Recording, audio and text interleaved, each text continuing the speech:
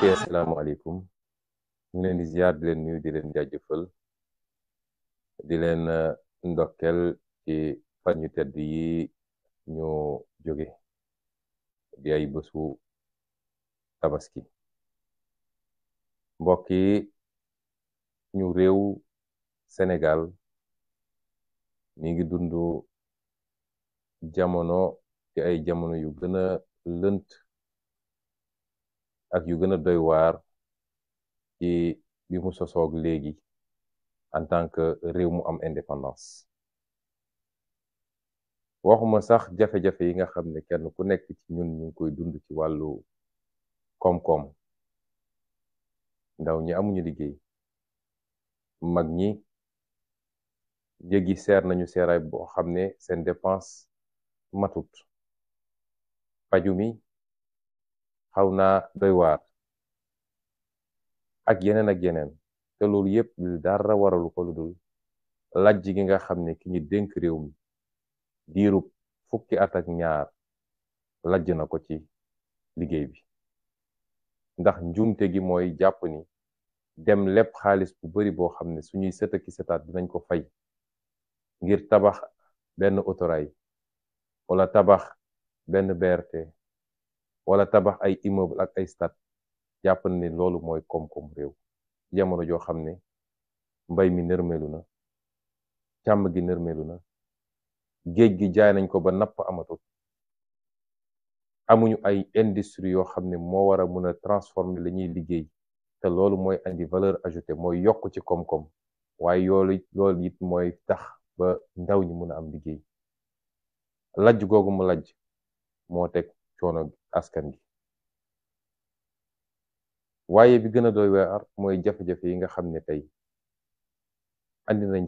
njàqare ci sénégalais bu ne te mu lalu ci politique ñu fas yéene ci waxtaan ak yéen ci tuuti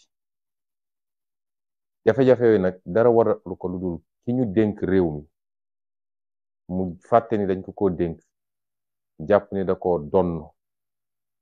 wala lu mu jënd la cëpp marché muy moomeel ba tax nag dañ ko dénkee réew mi ba léegi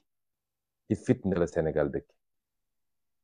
kuy sénégalais rek war nga nangu ni juróom-ñaari at yi li fi xew ci fitna boo dajalee li ñu doxoon diggante bi ba 2012 boo ko dajalee tollul noonu mai 68 événement 62 yi 88 93 2011 yooyu yëpp boo ko dajalee li fi xew ci fukki at ak ñaar yi moo ko gën a tar lan moo ko andi mooy benn dong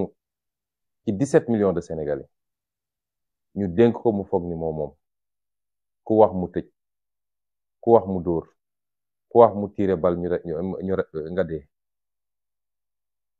opposant bu yëngatu muy xaw koo ragal ne xaaral ma faagagal ko xaaral ma complot ko xaaral ma fexe nu ma koy yóbboo kaso lii rek moo andi fitna ci Sénégal gisin googu nag mu am lal ko ci coxor goo xam ne kuy sénégalais xam na ko ndax nit bu soxor boo ko gisee xam ko lal ko ci li tubaab di wax rancune mooy fayante diw daf ma contre faw rek ma faagagal ko moo xam homme d'affaires la moo xam sëriñu daara la moo xam ab sëriñ la wala ab étudiant la wala ab journaliste la képp ku ne man ànduma ak moom gis naa neneen rek mu ne tey ma rey la te loolu du màndargam jiit dafay yaatu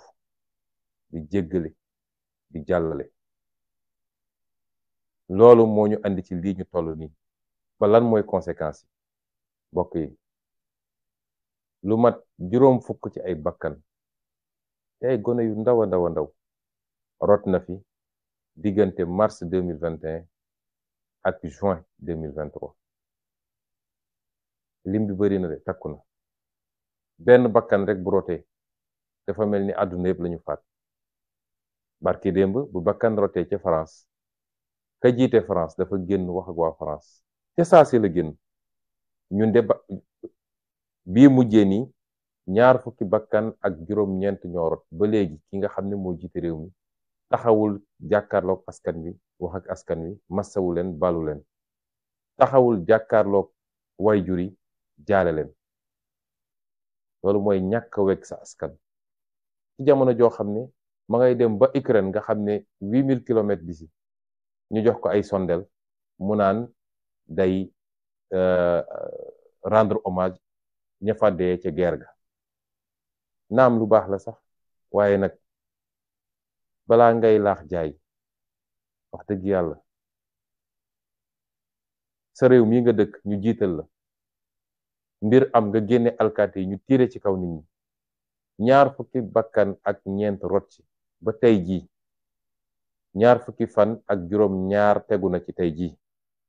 yeyoo yàbbi wax ak sa askan mu toog ba tey mu ne suba dina jàkkaarloog yéen pour wax ci mbirum politique ci war mbirum mandat loolu ñàkk a wekk sa askan weesu wut loolu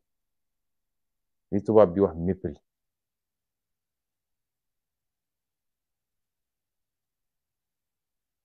loolu màndarga la ci kii ngeen dénk réew mi naka la yoree réew mi lim bi bari na juróom fukki bakkan ak lu tegu diggante ñaari at yi ñu weesu rot na fi te dara waralu ko dul jaay doole boo xam ne ki ñu dénk réew mi essayé na ko jaay doole askan wi jóg ne ko lii du fi amee yoruñu lu dul ay xeer mu jël ay ngànnaay boom leen tiire seen kaw kon li dafa wane ni ñun amuñu président de la république ndax président Macron de bi mbir mi amee ci saa si la génn ne benn xale warul dee ci anam yu mel nii ba pare ci saa si procureur de la république bu uteeg ñii fi nekk nga xam ne procureur Macky Sall lañu ñu ne Macky Sall dafa dem seeti dans les poubelles de la justice dafa dem seeti ci mbalitu justice bi pour tànn ci ñenn ñi mu seppi ñii mu jox leen procureur général ñii mu jox leen juge d'instruction pour ñu defal ko li mu bëgg waaye gis nga France ba mu fa amee ca saa si le procureur jóg daal di jël dossier bi ñu jàpp alkaati bi tiire ne ko waroo woon tiire parce que xale boo xam ne yorul ngannaay yorul dara nga tiire ko loolu faute grave la daal di yóbbu ko mandat de dépôt noonu la réew di doxee ak nu mata di am syndicat magistrature bi bind communiqué boo xam ne yéen ñëpp gis ngeen ko lii su ma koy wax dama bëgg ñu gis la écart bi am diggante suñu réew nga xam ne dafa suufe ci démocratie ak réew yi nga xam ne donte bokkuñu ak ñoom gëm-gëm sax waaye am nañu ay principe ay valeurs yu ñu gëm moo tax li ñu dese ci liggéey bari na kon maa ngi dellu jaalewaat mbokku xale yi nga xam ne seen bakkan rot na di leen wax ni bokk nañu ak yéen tiis bi bokk nañu ak yéen naqar gi ñu ngi ñaanal way dawli yàlla na yàlla xaare leen kër yu yaatu ya ci barzak yu sedd yi ubbil leen seen palanteer ñu jàkkaarloog seeni kër àjjana donte gëm naa ni looloo am ndax man dama gëm ni nañ leen faate daf leen setal wicc ci baakaar ñu dellu fekki seen boroom ci ni ñu juddoo woon ña leen faat nag ñoo yenu seen baakaar man lu ma gëm la waaye jullit ñaan la am kon ñu ngi ñaan yàlla xaare leen aljana ak këru barzak bu yaatu dina wax ni bokk nañu ak yéen tiis bi ak naqar bi métti nañu ba fu métti yem waaye di leen wax ni seeni doom war ngeen am fierté ci ñoom ndax nañuy xoolee saaba ya ak nit ñu baax ñi daan xeex ngir dëgg bët boobu lañ leen war a xoole demuñu sàcc ñu tiire leen bal ñu dee defuñu lu ñu warul def waaye dañoo am gëm-gëm ci seen réew xam ni ñoom ñoo war a xeex ngir seen réew baax ba faw mënoon nañu fàq jël gaal ne ñoo ngi dem Europe waaye dañu ne dañuy toog xeex fii suñu réew ndax réew mi lañu war a defar ba mu baax ñu toog fi séddoo wërsëg gi kon ku daanu ci loolu ngàcce gàllaama yow ci la daaneel moom moo des ak ay problème waaye di leen wax it ni amoon nañ yéene ñëw jaale si leen te dinañ ko def ndax jaay doole gi nga xam ne moom la ñuy jaay doole ba tëj suñu koñ ne kenn du génn te teguñu ko fenn moo ñu tere ñëw pour le moment waaye niñ ko defoon ci 2021 kenn ku nekk am nañu yéene sol suñu daal ñëw ba ci kër ga jaale la massawu la bokk ak yow naqar gi rax ci dool it ni bu ñu nekkoon ci réew mu normal famille bu nekk boo xam ne tey teg nañ ko lorange bi nguur gi dafa waroon a jël ndàmpaay gu duuf gu duun teg ko sa loxo naam remplacé wul bakkan bi nga ñàkk waaye diine gi ñu gëm sax ñun diine yi ñu gëm bokk dafa ne ku rey te tey ko ne maa tey rey kooku dafa am fu ñu war a jaar ak moom ki nga xam ne nag teyu ko ba léegi teggee kooku ko carrément dafa war a jël ndàmpaay gu muy jox famille ñi nga xam ne ñoo ñàkkale kon noonu la état bi waroon def waaye état goo xam ne coxora ko lal jàpp na ni liy xoqatal xale yi mooy ñu ne leen ñaw gis ngeen ku fi génn ñu rey ko te du mujj fenn te foofu la naxee boppam yàgg-yàgg nag bu soobee yàlla état bi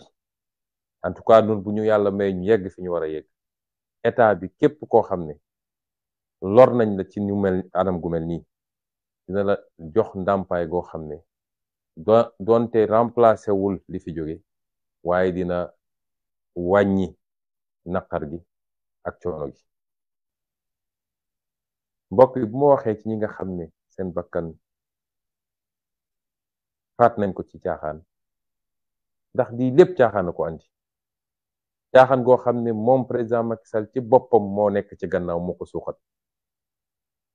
ndax dossier judiciaire yi yëpp liñ leen doon bañal moo waxoon leen ko keroog may nekk Ziguinchor mooy lii ñoom xam nañ ni du dëgg moom Macky Sall xam na jot na rapport de gendarmerie bu ne lii du dëgg déglu na audio yi génn yëpp mu xam ne lii du dëgg waaye bëgg a faagaagal Ousmane Sonko te dama bëgg nag wax sénégalais li tax Macky Sall kut ka kut mu ne il faut ma fexeel Ousmane Sonko parce que diggante mag man dafa mujj jëm ci mbañeel man bëgg ma di wax ci nit sax waaye nag Sénégal fi mu toll nii ku ko bëgg ku ko bañ li ëpp ci problème yi mu ngi tënku ci diggante ñaari jëmm yooyu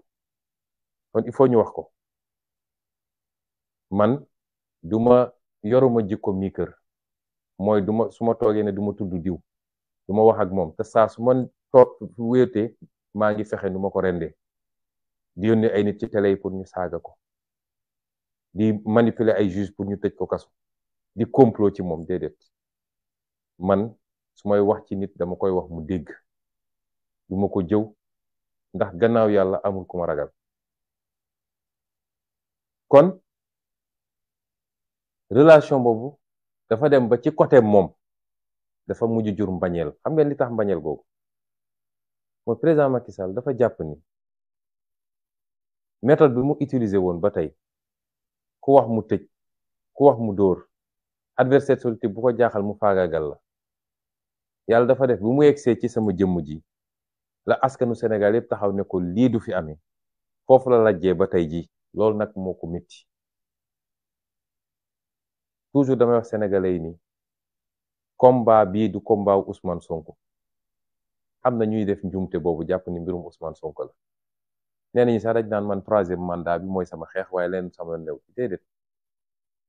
bu dut woon Ousmane Sonko ak ñi ànd ak moom ci askan wi taxaw jàkkaarloog Macky Sall depuis mars 2021 kon jamono ji ñu toog kenn du toog ñu naan ragal na déclarer 3e candidature ak ragalul lu ko neex lay def ci réew mi loolu ku ko nangoo ko nangut moo am ñun ab ñag lañu fi mu toll nii ñag ab dëkk ngi nii dëkk gu ndaw la saa su ne gaynde ñëw bëgg a dugg ci dëkk bi pour faagagal waa dëkk bi waaye saa yu ñëwee ñag gi muy fekk foofu clôture bi bokk pour ñu déggul yenn olof yi mooy tax ba du mun a dugg loolu ñëpp dañu war a am intérêt ku jóg rek xool nooy def ba gën a dëgëral clôture boobu nooy gën a def ba ñag bi gën a dëgër waaye ki ne man ci digg dëkk ba laa dëkk bu gaynde bi duggoon ki nekk ci buntu dëkk bi lay faagagal ba tax nga dem bënn benn trou ci ñag bi boo moytul bu gaynde bi ñëwee dina romb lépp yow lay njëkk a fàdd. xeex bi ñu xeex boobu ba léegi moo ñu andi ba tey ji Macky Sall li mu bëgg a def ñemewu koo def. kon du xeexu Ousmane Sonko du xeexu Pastef xeexu nu ñuy def ba suñu démocratie ak liberté yi nga xam ne suñuy baay ak suñuy maam dañ koo xeex ci xeex yu métti ñi dem ci kaso ñi faatu nañ ci ñi ñàkk nañ ci seen liggéey ñu bañ a toog ba 21e siècle 2023 ñu ne kenn ci sénégalais yi ak maqaamam nu mu toll donte président de la République lañ koy wooye ñëw na rek loolu mu faxas ko ci benn ñu am fi benn buur boo xam ne mooy xool lu ko neex mu ne lii la lu ko naqari mu ne lii la lii mooy suñu xeex. lii nag résistance bi ñu résister ba lajjal ay pexeem ci lu bëree bëri loolu moo ko métti tey ba mbir mi da koo def mbirum xol moom ma baamu ni ñun jàppaluñu ko dara parce que yàlla bindewuñu noonu te dañoo am ay royukaay bi ci gën a fort mooy ki yàlla yónni woon ci ñun keroog bi mu duggee màkk dafa baal ñëpp. kon mbañeel googu nag nga xam ne judd na ba ku tudd turu Ousmane Sonko ci kanamam sax nga gis xar kanam gi mel ni ku ñu tàggee looloo waral li ngeen gis ni yépp agression yi brutalité bi pexe yi ci wàllu justice waaye mu ànd ak beneen ragal bu gën a doy waar mooy bir na ko ni bu Ousmane Sonko demee élection gagné élection ba mu ne faw rek ma faagaagal ko ma gàllankoor ko bu dem élection ba loolu nag day dellu ci askanu Sénégal dinaa ci ñëwaat léegi. kon bu ma waxee ci ñi nga xam ne ñoo ci faatu faw rek ma teg ci ñi nga xam ne gaañ nañ leen ay gaañ yu métti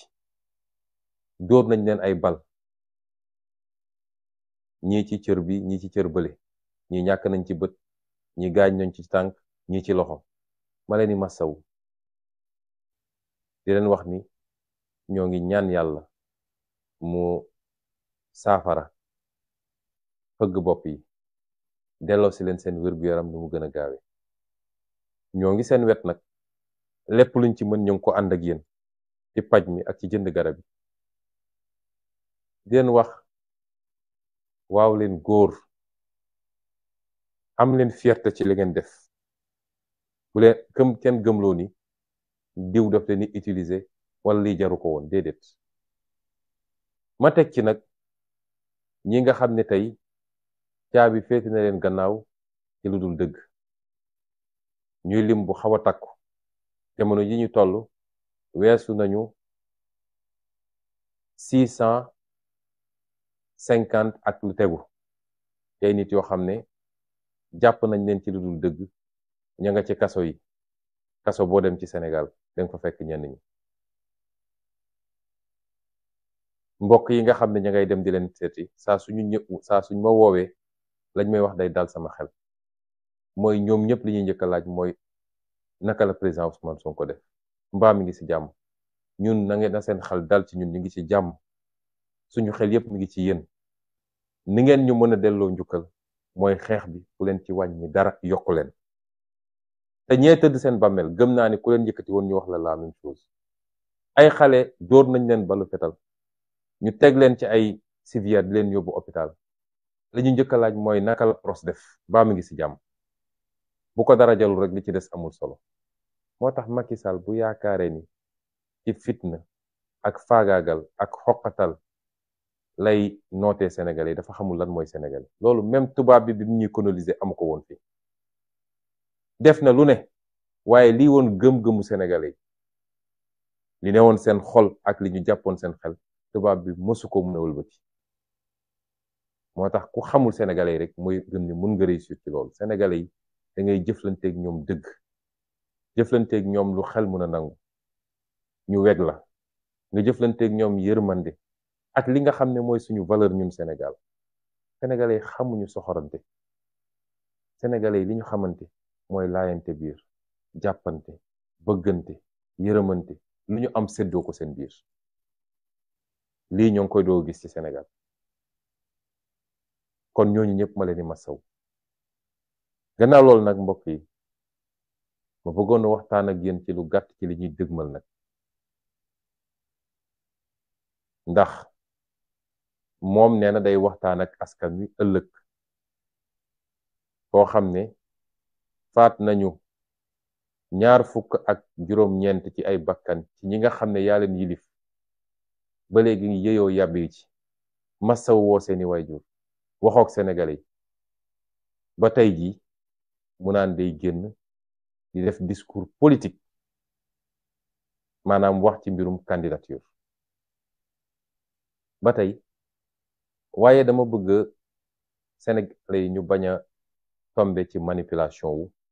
classe politique bi fi nekkoon ak ni ñu mel nga xam ne seen lépp deal la ak luubal ak complot foog ni askan wi nërmelu nañ xamuñu bu ñu nelawee ba tombewaat ci piège boobu gaaral naa leen ni 50 ans yi di ñëw dina métti waa torop ci ñu moo tax man gëm naa ni askan wi yeewu na kenn mëntu koo nax dañu am yenn politiciens yi nga xam ne nañ daan politiquer ci jamono bàyyi ba jamono maam sax ñoom jàpp nañ ni fii ñu toll nii en 2023 noonu la ñu war a mën a continuer politique mooy saa su ne rek benn groupe politicien daje waxtaan seen biir xool nu ñuy séddoo réew mi seen yoon newul ci askan wi mënoon nañu reyante mënoon nañu saagante mënoon nañu dóorante waaye bu desee lu dul séddoo réew mi ñu daje waat naxante ñi kenn ku nekk ñu ne la yow li nga ciy am bàyyi waat ndaw ñi ñu nekk seen coono bàyyi waat waajur yi ñu nekk seen coono bàyyi waat réew mi muy nërmeelu ñu gën a ñëw gën a perpétuer gën a saxal système bi fi newoon mooy alal réew mi yëpp ñu bàyyi ko mu génn bitim réew est-ce que loolu dinañ ko nangu lii xew yëpp ñu naan ko dialogue national ak yéen ñëpp xam ngeen ni tappale la ay mag yoo xam ne amu ci kenn koo xam ne sa avenir mi ngi sa kanam ñu waroon accompagner ndaw ñi tey ñoom ñooy dem di daje di complot ban ndaw ngeen gis foofu ci dialogue national bi pourtant téeméer boo jël ci réew mi juróom ñaar fukk yi ay ndaw lañu est-ce que ndaw ñi di ngeen d'accord ñeneen ñoo xam ne seen avenir ma nga seen gannaaw ñuy décider à votre place gis nga réew dafa am fu muy toll fulla moo koy mottal ak fit ak jom ak bëgg sa réew te xam naa ne mi ngi ci yéen ndaw ñi ak lu mu mun a wax suba benn luy ñëw mottaliku la ci complot bi nga xam ne deal bi nga xam ne def nañ ko ba pare deal ba mu nga doore ay nit yu doon daje di waxtaan ci naka la ñuy def ba juboo ba déggoo ci li ñuy déggoo te lépp nag lenn rek a ko waral mooy lu ñuy def ba Ousmane Sonko du jël réew mi lu ñuy def ba Ousmane Sonko du doon candidat lépp weesuwul loolu moo tax soo seetee li ñuy woowee conclusion yi nee na ñu ñëpp mën nañ leen dugal ba mu des Ousmane Sonko ndax même mbirum 3e mandat nee nañu nañu bàyyi conseil constitutionnel wax ci ñeneen ña nañ leen gracier nañ leen ba pare sax léegi nañu modifier benn article rek ne léegi ku ñu gracier mën nga bokk loolu mooy ne ñëpp bokk ba mu des Ousmane Sonko est-ce que askanu Sénégal dina nangu loolu ay mag ñu dem toog di complot contre benn nit boo xam ne sàccul fenul reyul violewul waxtaan ak askan wi ci programme ak ci xel ba li ëpp ci askan wi jàpp ni kii bu toogee réew mi soppi ay nit dem daje ne ñun ñoo koy tere nit ñoo xam ne matuñu 0,01% de la population est-ce que war nañ koo nangu ñu au nom de quoi premier acte bi mooy woon daje ci ay daje yoo xam ne rencontre secrète la mooy les fameuses rencontres de minuit ku nekk di raser mur yi ñi dem Mermoz ñi dem Palais ñi recevoir ay émissaires ñu waxtaan ba tënk li ñuy tënk ñu ne léegi loolu naka lañ koy formaliser naka la ñuy def ba génne ko ci peuple ba du niroog dil ñu ne nañ dem def dialogue national bu ko defee ñu ne ñëpp daje nañu waxtaan nañu déggoo nañu li loolu mooy woon deuxième partie bi troisième partie bi mooy lii président de la république ne léegi comme loolu yëpp am na dinaa génn nag wax ak askan wi dinaa dellu si wax bi léegi quatrième partie bi mooy doon ci fan yu néew di ngeen gis ñu convoqué assemblée nationale d'urgence, procédure d'urgence, gaaw leen génn lii dafa yàkkamti pour la ñu tënk ñoom ci seen dil ñu voté ko rapidement assemblée nationale. comme am nañu majorité boo leen boolee ñoom ñu bokk dil bi yëpp am nañu majorité, peut-être mat nañu léegi 75% assemblée bi, ñu dem gaaw voté loolu ne waaw institution yi marché na, assemblée voté na, pouvoir exécutif proposé na, assemblée voté, kon daal fii amul dara lu ñu fi wax. lii moo nekk di am fi mu toll nii. nee na nag ëllëg day wax ak yéen, wax gi ñaar la mun a doon. ma bëgg nag ñu bañ a tomber ci piège bi, moo tax may waxtaan ak yéen tey jii. ñu bëri dañ ma noon bàyyil ba mu wax nga doog a wax, man leen déedéet, man li ma bëgg a wax askan wi il faut mu jiitu ba nga xam ne lu mun a wax ëllëg du bett kenn. ñaar yi mun a wax benn ci ñaar yi la mun a wax. imma mu ne candidat la wala mu ne duma candidat. imma mu ne candidat la wala mu ne duma candidat. bu dee nag dafa ne candidat la, suñ koy jàngat delloo ko ci dil ba mooy ñoom ñëpp dëppoo nañu ni ñoom ñëpp war nañoo mën a nekk candidat ba mu des mennum Ousmane Sonko. parce que du Macky Sall rek moo ragal candidature Ousmane Sonko de bëri na ñoo xam ne bëgg nañu yóotu réew mi wala yàgg nañ koo yóotu te yàlla xam nañ ni dayo bi Ousmane Sonko am tey ci politique yàlla mayu leen ko. ñu jàpp ni bu Ousmane Sonko demee amuñu benn chance. ñooñu dañoo bokk bëgg-bëgg ak Macky Sall. kon muy firndeel benn parti ci deal bi mooy ñun ñëpp mën nañoo dem ba mu des kenn ci ay complot ci tappale. ñaareel bi mooy mu ne man duma candidat te nañ ko sóoraale lu mën a nekk la. ko am seetlu di nga ko boole ci possibilité yi moo xam 50% la wala 40% la wala 70% la waaye lu mën a nekk la. loolu it soo ko delloowee ci deal bi ci complot bi li muy firnde mooy wala liñ ciy jublu mooy dina ne man su ma nekkee candidat boo ma réew mi dina métti trop te bitim réew yëpp ngi ma teg bët. gis ngeen li xew barki démb parlement européen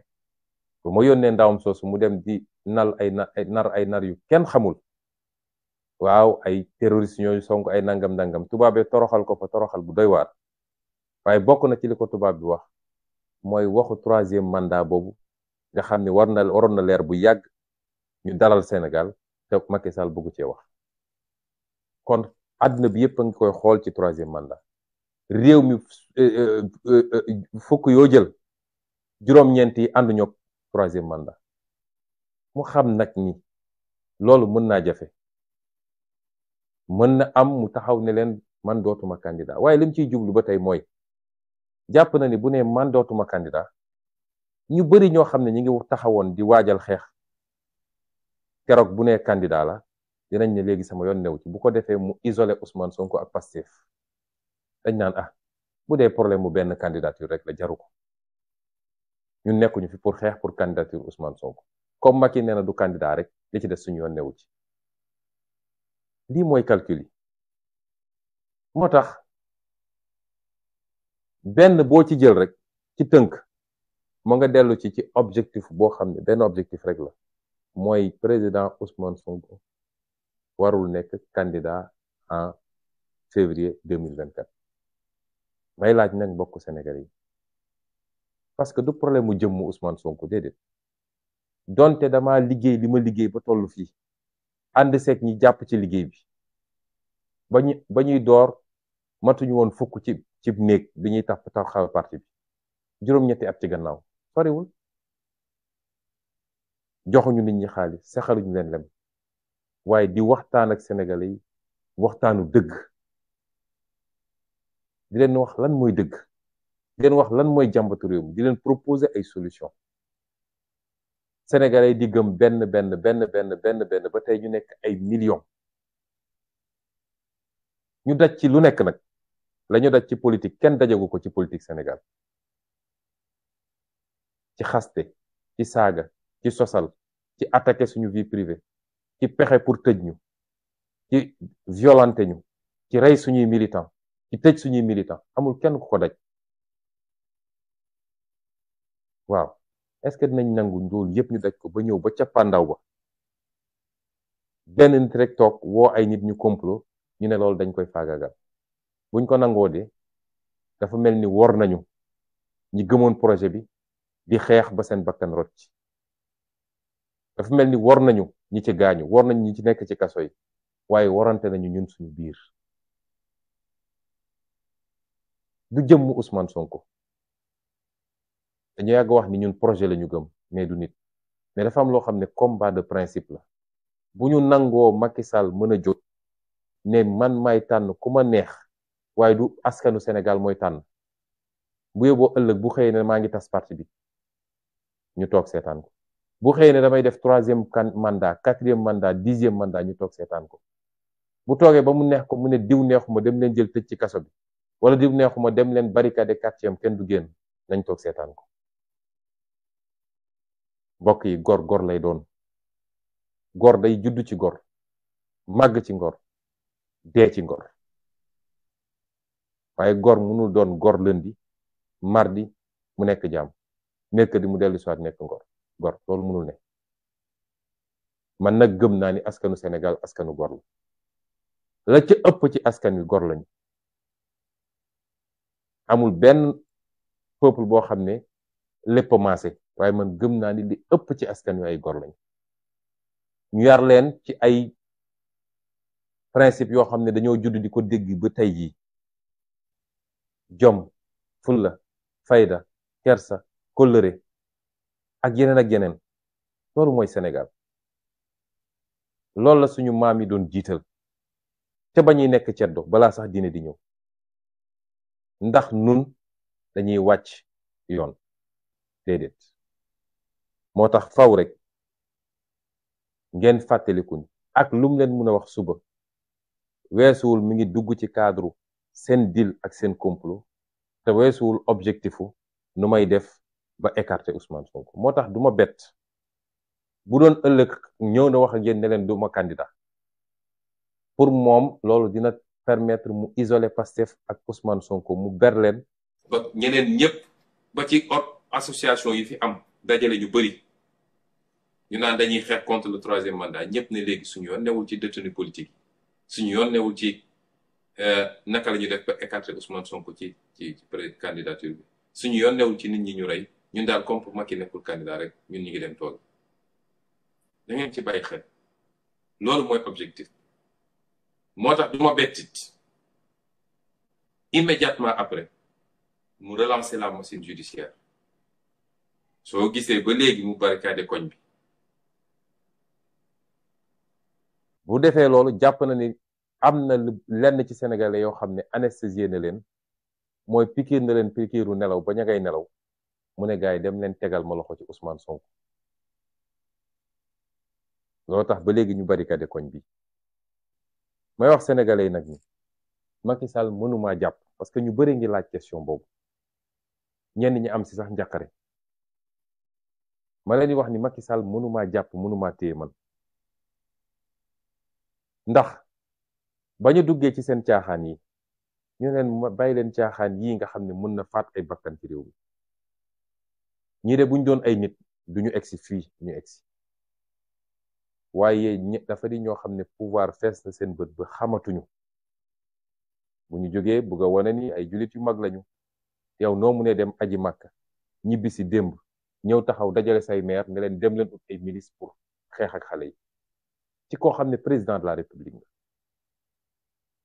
xanaa kay ku jóge màkk ak jamono yi ñu toll muy feet nga jiite Sénégal yépp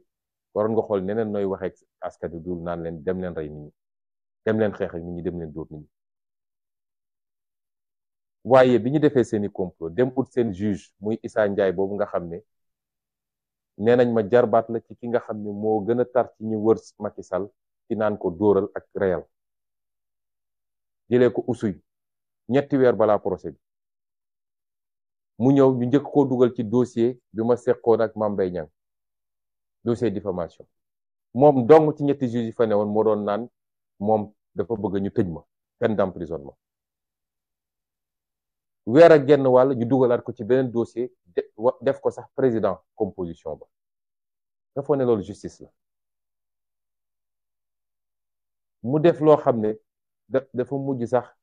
tuutil Sénégal ci àdduna bi yëpp ñëpp gis ko nga ne nit ki dafa siif dafa yoroon gànnaay di menacer ñu dem nit ki teewul avocat teewul amoo benn preuve bu mun a firndeel loolu nga ne loolu defu ko ba pare dem inventé leneen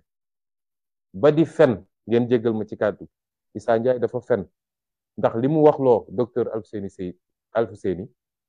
Gaye waxu ko ba kooku bind communiqué ne moom musul wax loolu juge buy fen pour motiver benn décision moo tax li xew nii am na juróom-ñetti juge yoo xam ne ñoo rey lu Sénégalais yi te dinañ génne seen tur ak seen photo ñëpp gis ko ñoom ñoo rey lu Sénégalais yi dañuy wax justice y a 465 magistrats wala lu ko ëpp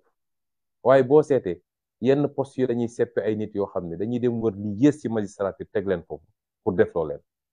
léeg-léeg sax ñu xaw a tooñ magistrat yëpp waaye bi ñu demee def li ñuy def ba pare nee nañ dañ maa jugé par contumace ma leeral Sénégalais ni contumace mooy koo xam ne dañ koo jiñ ne moo def ñu wër ko àdduna bi yëpp gisuñu ko kenn xamul fu mu nekk ñu ne kon danañ ko jugé te bu mu fi nekkul waaye jugement boobu c'est pour rek parce que ci wàllu yoon dafa am lu ñuy wax prescription mooy bu ñu toogee ab diir bu ñu nee diw def na lii ñu toog ab diir jugé wuñu ko day ñaan loolu mënatuñ ko ci toppee ñu ne pour loolu bañ a am nag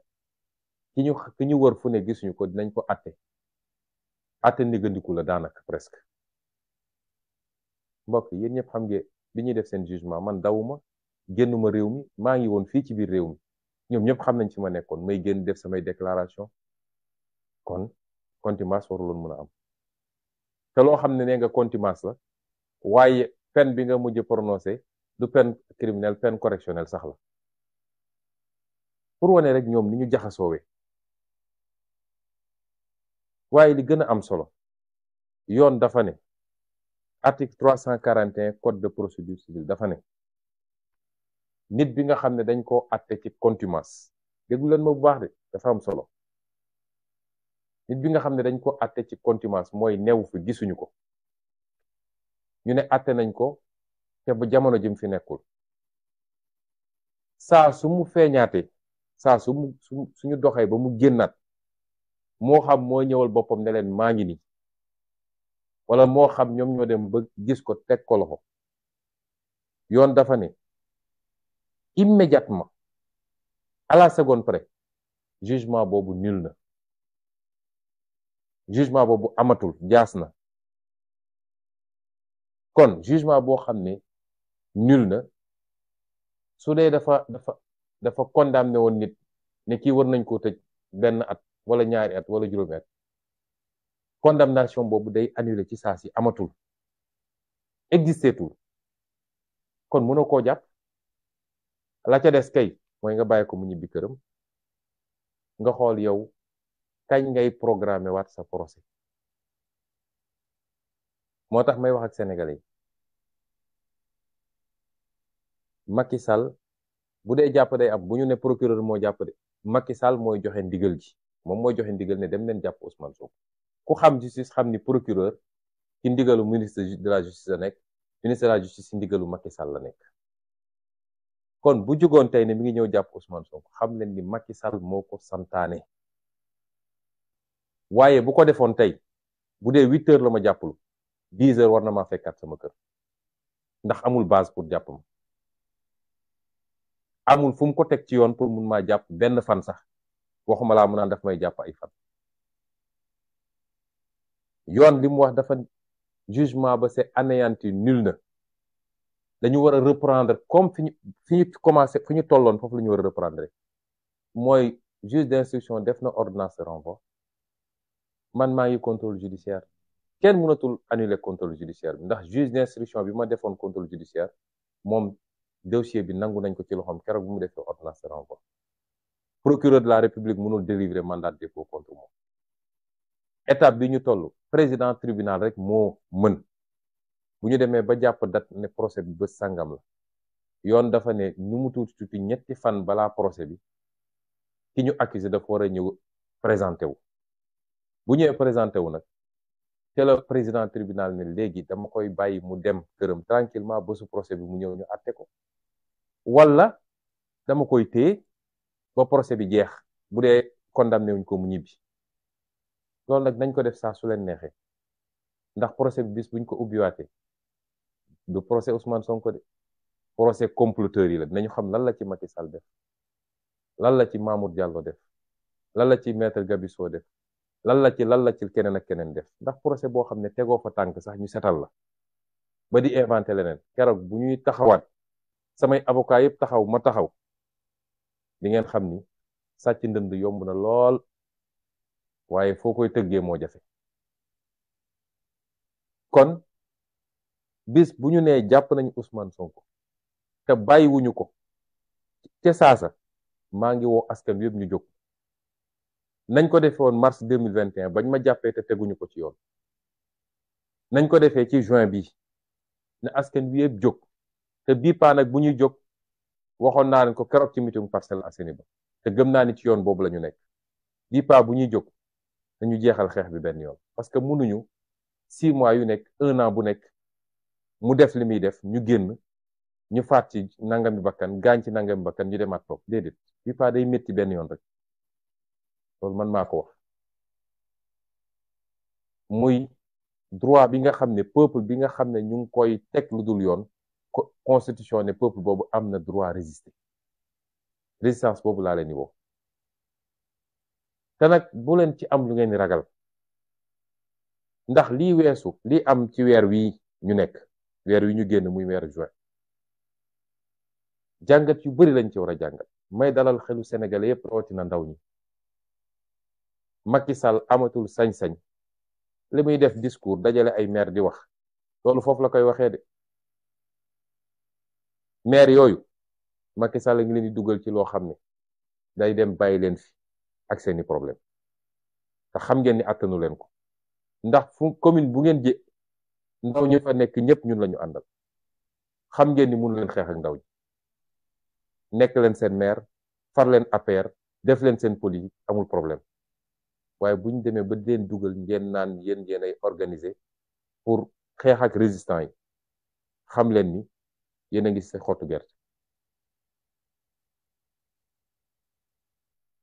résistance lañu woote te su ma amoon terme bu gën a fort gatsa sax dinaa ko utiliser bii pa bu leen kenn gën loo woy ñii ñooy nitu fitna ñii président de la république bu dajale ay nit pale ne leen dem leen préparer pour ay milice xeex ak xale yi waxoo police maintenir l'ordre waxoo gendarmerie maintenir l'ordre waaye ay nit ngay dajale gannaaw bi nga génnee fi ay milice ñëpp gis ko kon Sénégal yëpp xam nañ fi violence bi nekk ku naa fekkul xam nga fu violence bi nekk waaye nag réew mi am nu mu tëree kon nañu waajal suñu bopp ni ñu ko yàlla sante waajal leen seen bopp lu ngeen mën ci doole mastataatum lu ngeen mën ci doole kuwa bu leen ragalati parce que li fi xew àdduna bi yëpp da koo gis àdduna bi yëpp dankaafu Macky Sall àdduna bi yëpp laaj ko ay compte ne ko noo munee génn ay milice ñëpp gis vidéo yi ay milice privé ñuy tirer ci kaw sénégalais yi moo tax milice dootul génn fi man maa leen ko wax mun na toog pale di funki di wax waaye milice dootul génn Sénégal alkaati yi nga xam ne ñoom la ñuy yónni naan leen dóor leen xaw ma ñàkk formation la xaw ma coxor la mais ab alkaati boo demee manifestation jàpp ab ndaw yóbbu ko commissariat da nga koy déglu yóbbu ko ci procureur ñu xool ndax dañ koy yóbbu ci juge wala dañ koy bàyyi waaye jàpp ay xale xaar ba guddi nga génne leen di leen dóor loolu bokkul ci formation policier loolu soxor kese la moo tax mbokk yi liggéey gi ñuy xaar bëri na ndax il va falloir nettoyer beaucoup de choses justice bi fonction publique bi police bi fépp am na ay réformes ñu war a def ndax Macky Sall dafay yàq réew mi yaxeet jël ay nit transformer leen ay objet di leen def loolu defuwut waaye bu dee alkaati yi dese nañu xel tuuti dinañ xam ni mbir mi ñoom ñoo ciy des ndax ministre affaires étrangères dafa dem barki démb ci benn télévision tubaab lan la wax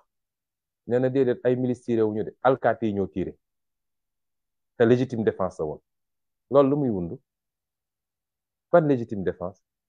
moom avocat la jàng du droit xam ne lan mooy légitime défense mu ngi leen di dugal yéen alkaati yi te loolu mooy politiciens yi nag yenn xeetu politiciens yi ñoom gëm nañ ni mun nañ dugg ci bëri ko diwtiir génn ci weex tal bu ñàngee ba ñàng ñu ne yéen a ko def élément boobu noonu lañ ko jëlee yokk ko ci dossier CPI bi nee na yéen ay rey xale yi légitime défense mooy boo demee ba yow menace am ci yow nga dem ba xam ni sa bakkan mën nga ko fee ñàkk nit ki yor gànnaay di waaj a tiire nga tiire waaye ay xale yor ay xeer di sànni ñu ne yéen da ngeen doon légitime défense loolu kan moo ko mën a nangu ci boppam bu ngeen amee xel di ngeen delloo ci seen bopp xam ni ñu ngi leen def loo xam ne tôt ou tard di ngeen rendre compte te àdduna jaru ko ñi ngeen di tiire seeni mbokk lañu ñi ngeen di tiire seeni mbokk lañu seeni rakk lañu seeni doom lañu français ngi ne leen di boy fi mu toll nii donte li andi mbir mi ab policier bu tiire la muy acte isolé waaye bi muy boy dans le cadre du maintien de l'ordre gisoo policier yi génne seeni gànnaay di tiire te pourtant foofoo gën a boy fi fuuf na ngeen delloo ci seen xel te am na loo xam ne bu yàggee askanu di jël responsabilité am jàkkaarloog yéen kenn du nangu ñu lay tiire comme lapin askan wee leen di fay seen salaire moo leen jox ngànnaay Macky Sall fayu leen salaire de ku ci fayeeku sa 90 000 wala sa 200 000 wala sa 500 000 xamal ni sénégalais ñoo fay seen impôt jox la nga dem fële ñu ne la jox nañ la ordre rek nga fàtte loolu lépp na ngeen delloo seen xel te gëm naa ni alkaati yi ñemeetu ñu taxaw jàkkaarloog sénégalais yi di leen tiire su dee kaso yi dañu am capacité mun naa leen ne fi mu ne nii kaso Sénégal yi attanuñu kenn mënatuñu jàpp kenn mennum Rebeuss moo ci dese tuuti place tuuti kaso yi attanuñu kenn ba ñi ñu mujjee jàpp lan lañ doon def soo demee fu mel ni Mbàkke dañoo mujj dem ut loué benn kër pour dugal fa xale yi ay car rapide lañ doon jël pour ñu jël xale yi di leen jëlee fële di leen yóbbu kaab ba moo tax pexe Macky Sall moo jeex politique répression am jeex na bu ñu takkee suñu fit rek bañ a lii feesal suñu bët jàkkaarloog ñoom jàmmaarloog ñoom boo moytul du yeggali mandaam day daw génn réew foofu lañ ci toll waaye doo xeex di xeex ba egg ci cappaandaw bi ngay wàccee sa loxo bu boobaa ñàkk nañu doublement ndax li ñu ñàkk ci ay nit ak ay blessé ak li ñu ñàkk ci kenn ku nekk suñu bopp muy benn ñàkk waaye ñàkkal nañu Sénégal changement bi nga xam ne 1960 ba léegi ñu ngi ko doon xaar ma leen di soññaat ñu gën a taxaw gën a takk suñu digg yeggali xeex bi la may wax toujours Macky Sall moo ñu ameel en waaye ñun jàppaluñu ko dara suñu xol bi lañ ko doon ñaanal rek mooy mu jekkali nguuram ci ni mu gën a rafete daa di dem moo xam day dem ci international moo xam day dem tëddi këram loolu rek lañ ko doon ñaanal waaye bis bu ne mu def loo xam ne day gën a aggraver kaaw bis bu ne mu def loo xam ne mën na koo topp ndax tey bu ne dafay forcer troisième candidature est-ce que xam ngeen ni haute trahison la parce que moo taxaw jàkkaarloog sénégalais ci référendum ba ne ñaari mandat kenn mënu ko wees wuluti kuwaat bind ci téeréem ne moom mënul def lu weesu ñaari mandat ku ñu élire président de la République nga taxaw ci sa kanam askan wax te li mu wax dëppoo constitution bi nga ñëw jalgatiwaat loolu ba xeex nar cee am loolu haute trahison la te président de la République lenn lañ ko mën a toppee mooy haute trahison bu ko defee haute trahison la moo tax mbokk yi ñu ngi leen di gërëm di leen sant ci déglu bi waxtaan wi xaw naa gudd waaye contexte bi moo ko laaj di leen wax ni kenn ku nekk ci ñun dafa war a dépasser li tubaab di wax la barrière psychologique de la peur mooy ni ñuy def ba fexe ba dugal ragal ci bopp nit ñi ba kenn ku nekk naan ah su ma defee mbaa wóor na déedéet bu dee Macky Sall yàlla delloo na xelam mu jaar fi sénégalais bëgg mu jaar réew mi jàmm rek a fi am waaye bu defee safaan wa faaw rek ñu jóg taxaw jàmmarloog moom ci fan yi di ñëw nag dama bëgg askan wi yëpp jógandoo taxaw ñu organiser manifestation fépp ci Sénégal parce que waruñu toog rek di naan dañuy xaar bu dee jàpp na Ousmane ñu génn xeex wala bu dee tere na candidature Ousmane déedéet war nañoo jóg organiser ay manifestation partout ci Sénégal pour que suñu détenu politique yee ñu jàpp di leen métital ci prison yi mu bàyyi leen lu war la kon nañu waajal takk suñu digg jóg may daane nag ci lancer un appel ci armée nationale damay faral di wax ni bu amee ab cër ci Sénégal boo xam ne Sénégal yëpp dañoo dëppoo ci cër googu ñëpp a leen naw ñëpp a leen bëgg ñëpp a leen respecté kenn mësu leen critiqué ku leen critiqué sax nit ñi dal seen kaw bu amee cër boobu mooy armée nationale du Sénégal ngalawaay génération armée bii fi nekk rawatina ñi ko jiite bu leen nangu loolu ñu yàq ko bu leen nangu Macky Sall gannaaw bi mu yàqee justice bi yàq administration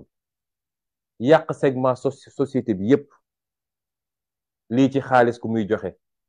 lii ci xoqatal ak leneen bu leen nangu mu yàq suñu armée nationale ndax mooy suñu dernier rempart de ñun ñëpp dañuy wax rek waaye armée nationale mooy suñu dernier rempart mooy garantie wu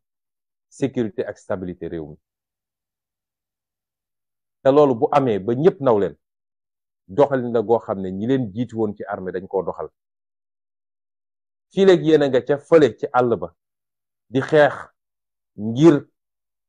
réew mi ñu bañ koo xar ñaar wala agresseur jóge ci biti ñëw agressé yéenay suñu roy waay ñun ñëpp bëggoon nañu nekk militaire fii léegi yéen a ngi nekk ci àdduna bi ñu leen yebal ci casque bleu wala casque blanc Nations Unies ngeen dajeek soldaaru àdduna bi yëpp ñëpp naw seen professionnalisme vous faites notre fierté mooy yéenay suñu royukaay waaye suñ leen dugalee nag ci géopolitique intérieure mooy lii xew diggante acteurs politiques yi fii ci biir Sénégal bu boobaa nag yéen a ngi yàq réputation armée suy wax ci li xew ci biir réew mi warul weesu dem ba gis ni yàq am na te kiy yàq mooy président de la république ngeen ne ko ay tegal lii ci suuf général Jean Alfred Diallo mi fi nekkoon chef d'état-major des armées ma koy fàttali kii nga xam ne moom la yàlla teg tey muy général muy semga général Cissé Mbaye Cissé ma koy fàttali ni général Jean Alfred Diallo événement 1968 su ma juumul bi réew mi jaxee ba jaxasoo dafa bind benn bataaxal bind ko président Senghor ne ko duñu nangu ngeen faagagal askan wi te nag dinaa la jox ay tegtal ak ay ndigal parce que loolu mooy rôle armée bi sa gouvernement bi dafa bëri te ay politiciens rek a ci nekk liggéeyaluñu askan wi dama bëgg nga wàññi ko gannaaw boo ko wàññee na nga seet ay technocrate ay nit ñoo xam seen xam-xam màcc na ci liñ leen doyee ñu taxawal fi askan wi liggéeyal askan wi loolu la ñuy xaar ci armée nationale ñaata yoon lañ fi dem élection président ñàkk bëgg a ngoy ci pouvoir bi am na ñu ko bind ci ay téere kilifa armée woo ko ne ko déet mënul ñàkk nga dellool pouvoir bi dem sa yoon loolu la ñuy xaar ci armée donc armée li ñu seetlu mooy ci jamono ji ñun ne saa su réew mi yëngatoo tuuti rek ñu génne armée bi char de combat yi fu ne bu dee xoqatal askan wi ba ñu tiit dellu toog fi ñu nekkoon lañ ci jublu loolu du róoru armée tey France ngi jaxasoo mais gisoo armée génn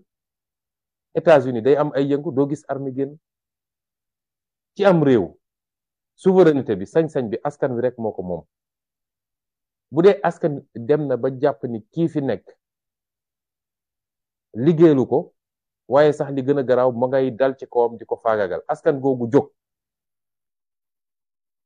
ñu ne ñi yor maintien de l'ordre mooy police ak gendarmerie askan wi dem ba ëpp doole police ak gendarmerie bu dee askan woowu dafay dox dem palais sax yow armée da nga ko war a gunge encadré ko waaye war a ko tere parce que expression souveraineté nationale la loolu mooy cëru armée waaye du di xokkatal askan wi naam ba léegi dégg guñu fu armée tiré ci peuple bi ba léegi dégg guñu fu armée defee naka su dul noonu waaye nag armée rôle am du maintien de l'ordre tey suñu nee armée demal garder ay magasin au champ wala ñu ne armée demal garder tel bâtiment askan wi ñëw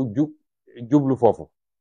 lan la armée di def yor leen grenade lacrymogène da ngeen di tirer ci kaw askan wi wala da ngeen di ànd ak askan wi dox gunge ko mu dem pale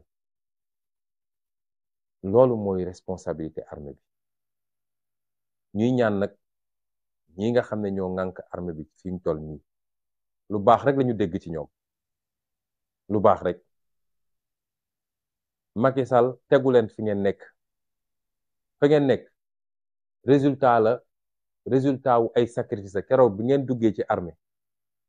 ñu leen di dawloo di leen ruleloo di leen dóor ngeen di jàng boole si dama naan toujours loo fi gis ci Sénégal armée moo ci gën a mat nañu ci yaram mat nañu ci xalaat intellectuel yu gën a mag ñi ngi ci armée bi aujourd'hui di làkk langue yu bari am ay diplôme ay doctorat ci fànn yu bari la ngeen yor président de la république yoru ko loolu ngeen daj ko di ci nekk di formé wu ci xel ak ci yaram ba egg fi ngeen egg kon kii signé décret nommé la semga wala nommé la bërëb sàngam wala bërëb sàngam yàlla da koo jaarale ci moom rek nga war a am loyauté nag sa digganteeg moom waaye loyauté boobu warul yegg ci mu def loola loo xam day këpp ci askan bi déedéet ñu ñaan armée Sénégal mu fàttaliku loolu te jëmmal li nga xam ne moo tax askanu Sénégal naw ko di daaneel nag ni askan wi war na xam ni Macky Sall li mu mënoon mënatu ko ndax dañ ko bàyyiloon terrain international muy wër di yàq suñu der naan ay salafiste lañu ay terroriste lañu respecté wu ñu institution yi waaye jël nañu contre-offensive wax ak àdduna bi yépp média internationaux yi ñëw wone li xew Sénégal ba gis ngeen tey fu ñu dem ñu ne leen yéen waxu leen dëgg waaye rax si dolli ñu déposer plainte CPI plainte boobu nag moo leen tiital plainte bi du sama plainte man plainte famille victime yi la waaye ñun encouragé nañu bu baax pour nit ñi déposer plainte di féliciter Juan Branco ci liggéey bi mu def ak ñi liggéey ak moom yépp plainte boobu moo leen tere nelaw te tey ku ñu dóor bal wala ku ñu xosi dóor bal sax bëri na ku ñu xosi sax tey dañuy jël dossier boobu boole ko ci yokkaat ko ci plainte CPI bi dama ne mag lu muy wax di ko wax rek dëgg la ci moom suñu demee ba bésum tabaski amuñu lu ñuy wax lu dul CPI yow nga dem aji màkk ñibbisi dajale ñi ni pare amoo looy wax lu dul CPI waaw su leen neexee sax nañ dem CPI jaaxal na leen te commencement kese la ndax yemuñu ci CPI kon bu kenn ragal ci Sénégal bu taxaw jotee nañu taxaw ëllëg bu Macky Sall jógee ne maa ngi jàpp ci Ousmane Sonko ci lu dul dëgg tee ko ñaari fan ñetti fan ci lu dul dëgg na askan wi yëpp jóg bu ne damay forcer troisième mandat na askan wi yëpp jóg waaye war nañu jóg taxaw ngir suñuy détenu politique ñu bako ndax buñ ko deful it day continuer de saa su ne day xëy rek jàpp kii soxlaatul sax am lay pour jàpp nit ñi lii laa bëggoon waxtaan ak yéen di leen gërëm di leen sant di leen wax nag ni suñu destin mi ngi suñu loxo de suñu destin yàlla deseluñu dara yàlla bu namee ab mbir day dajale condition yi waaye yow yaay mottali yàlla du soppi cim réew lu waa réew mu bëggul soppi ci seen bopp loolu aaya la juróom ñaari weer moo des pour ñu jël suñu destin en main defar réew mi ba ñëpp ne ñun xalaatuñu woon ni réew mi mun na mel nii àdduna bi yëpp diñu jox xool comme exemple ci wàllu développement ci wàllu jikko ci wàllu respecter alalu mbooloo ci wàllu défendre suñuy intérêt réew ak beneen ak beneen ak beneen ñoo ngi leen di gërëm di leen sant ndax am naa yaqin ni peuple sénégalais bi du rendez-vous bi asalaamualeykum wa rahmatullahi wa barakatu Bonsoir. Le Sénégal, notre pays, traverse l'un des moments les plus sombres, les plus inquiétants, les plus lourds d'incertitude de sa jeune vie de nation indépendante. Depuis quelques années, les événements malheureux et douloureux se sont succédés à un rythme effrayant, avec leur lot de morts, d'emprisonnement arbitraire, d'assassinat, j'allais dire, d'emprisonnement arbitraire, de blessés, mais également de dégâts matériels. Tout ceci, chers compatriotes, est dû exclusivement à la boulimie de pouvoir d'un homme et d'un seul, à qui le peuple sénégalais a tout donné, puisqu'il lui a permis, parmi 17 millions de Sénégalais, de pouvoir exercer 2 mandats présidentiels consécutifs. Tout ceci est dit à la boulimie du pouvoir de cet homme, qui ne lésine sur aucun moyen illégal pour réprimer son peuple. Instrumentalisation de la justice ou de quelques magistrats pour procéder à des arrestations arbitraires et en masse. Usage excessif de la force régalienne par les forces de défense et de sécurité, la police et la gendarmerie, mais plus inquiétant encore, par des milices privées à la solde du régime et directement certainement de la présidence de la République. Ceci nous a amené à une situation de quasi-chaos. 29 jeunes Sénégalais ont perdu la vie récemment, exécutés à bout portant par des tirs provenant des forces de défense et de sécurité, et certainement également des milices qui sont devenues des supplétifs des forces de défense et de sécurité. Je voudrais commencer ce propos par présenter mes condoléances aux familles des victimes.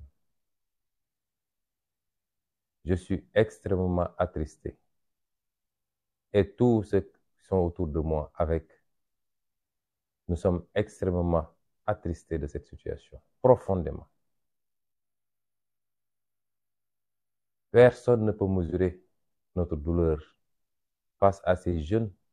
à la force de l'âge qui n'ont fait que revendiquer des droits sur la base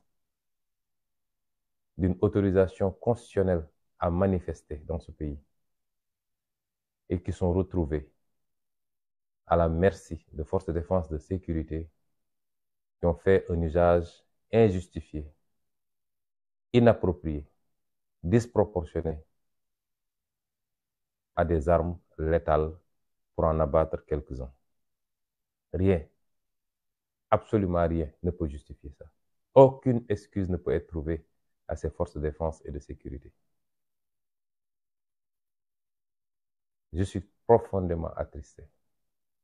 et je présente une fois de plus mes condoléances à mon nom, au nom du parti dont je suis le président, au nom des millions et des millions de Sénégalais, tous meurtris par cette situation, à ces familles éplorées, et leur dire que nous partageons votre douleur. J'aurais aimé pouvoir me déplacer et venir vous voir chacun dans son foyer,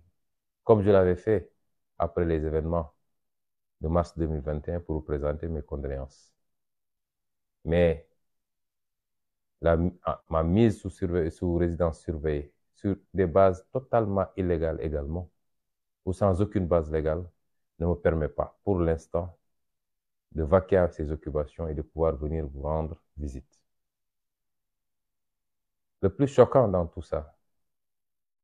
c'est que le président de la République, jusqu'au moment où je parle, c'est-à-dire 26 jours après les événements, n'a absolument pas daigné s'adresser à vous,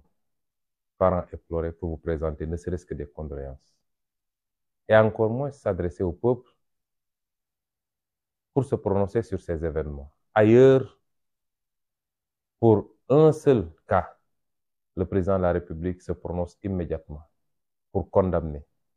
Et la justice se saisit immédiatement de l'affaire pour ouvrir une instruction et procéder à des mesures immédiates. Ailleurs, lorsqu'il y a des bavures policières, ici on ne parle pas de bavures, on parle d'assassinat prémédité par des forces de défense et de sécurité, devenu une milice entre les mains d'un président de la République pour exécuter froidement le peuple sénégalais. Ailleurs, pour des cas de bavure, en Amérique, en Europe, la réaction du président de la République aurait été immédiate. Mais lorsqu'on n'a que mépris et dédain pour son peuple, ce serait trop demander que de s'adresser à ce peuple pour présenter ses condoléances, s'adresser à des familles éplorées pour présenter des condoléances, mais prendre des mesures immédiates pour que plus jamais cela ne se reproduise. Je veux également formuler une pensée pour tous ceux qui ont été blessés, dont certains gravement, qui ont reçu des balles, des projectiles. À tous ceux-là, j'ai formulé une pensée et je leur souhaite un prompt rétablissement. Je voudrais enfin également formuler la même pensée solidaire pour ces centaines et ces centaines de frères et de sœurs. Au dernier décompte, nous en étions à presque 700 qui sont aujourd'hui dans les geôles du régime, arbitrairement arrêtés et emprisonnés et renvoyés en instruction pour la simple raison qu'ils savent que s'ils les présentent à un juge dans le cadre d'une procédure en flagrant délit, ils ne passeraient pas une journée de plus en prison. Voilà le vrai visage du régime du président Macky Sall. Mais je voudrais demander aux jeunes Sénégalais, à la jeunesse sénégalaise de manière générale, à l'ensemble du peuple sénégalais, que ces tentatives d'intimidation par l'usage excessif, le recours excessif à la force, ne vous découragent absolument pas par rapport au combat que nous avons initié ensemble, voilà quelques années. Un combat de vertu, de principe, un combat pour la reprise en main de notre destin national, un combat pour la fin de l'impunité, de la corruption, un combat pour une bonne redistribution de la richesse nationale. Il n'y a pas d'autre voie pour le Sénégal et pour l'Afrique plus globalement. Et notre génération doit impérativement gagner ce combat. Autrement, nous allons continuer à nous enfoncer dans les abîmes du sous-développement pendant que le monde décolle. Nous allons continuer à être cette entité insignifiante dans le concert des nations. Et je parle du continent africain dans sa globalité, a fortiori notre frêle pays qu'est le Sénégal. Nous n'avons pas le droit à l'échec. Et c'est pourquoi aujourd'hui, plus que jamais, nous devons faire montre de détermination, de fermeté. Nous devons avoir peur d'absolument rien. Et je voudrais appeler cette jeunesse, je voudrais appeler ce peuple dans son entièreté, à comprendre que tout ce qu'on a fait jusqu'à présent n'était que préparation en réalité par rapport à ce combat final qui nous interpelle maintenant. Nous avons 7 mois pour en finir avec un système qui a compromis toutes nos chances de progrès et de développement, de l'indépendance à maintenant. Nous avons 7 mois pour reprendre notre destin en main. Nous ne le faisons pas pour nous. Nous ne le faisons pas pour nous-mêmes. Nous le devons à nos enfants et nos petits-enfants. Et c'est pourquoi, impérativement, nous devons remporter cette dernière bataille, puisque jusqu'à présent, nous avons remporté toutes les batailles. Ce n'est pas le moment de flancher, d'hésiter ou de lâcher. N'ayez crainte, mais absolument pas, de quoi que ce soit. Je puis vous rassurer que la méthode du régime actuel a atteint ses limites. Une méthode faite de violence et de répression. Puisque les dernières en date ont permis au monde entier de découvrir le vrai visage du régime de Macky Sall. Et que des comptes lui sont demandés, lui sont réclamés de partout du monde. De toutes les instances, bilatérales comme multilatérales. Vous avez vu la réaction de la communauté internationale par rapport à ce qui s'est passé récemment au Sénégal. Toutes les instances, multilatérales ou bilatérales, ont formulé des communiqués, se sont inquiétées de la situation au Sénégal. Et certaines sont allées jusqu'à demander des comptes et même l'ouverture d'une enquête internationale indépendante. Vous savez que le régime actuel, jusqu'à présent, avait gagné ce combat de la communication vis-à-vis du reste du monde et avait fait le tour du monde pour essayer de nous faire apparaître comme des acteurs politiques violents qui ne respecteraient pas les institutions et qui voudraient, de manière violente, ils ne même pas hésité à nous qualifier de terroristes, de salafistes, ce qui est un écart et un abus dangereux, puisque je rappelle que en matière diplomatique, il y a les 4 amis traditionnels du Sénégal, parmi lesquels le Maroc, l'Arabie Saoudite, la France et les États-Unis d'Amérique. Et que l'un de ces partenaires privilégiés du Sénégal a bâti son régime sur la base de cette philosophie. Mais s'attaquer à tout va, aller jusqu'au Parlement européen, pour essayer de dépeindre l'opposition, et particulièrement le PASTEF, comme un parti terroriste, violent. Et ce n'est pas la première fois.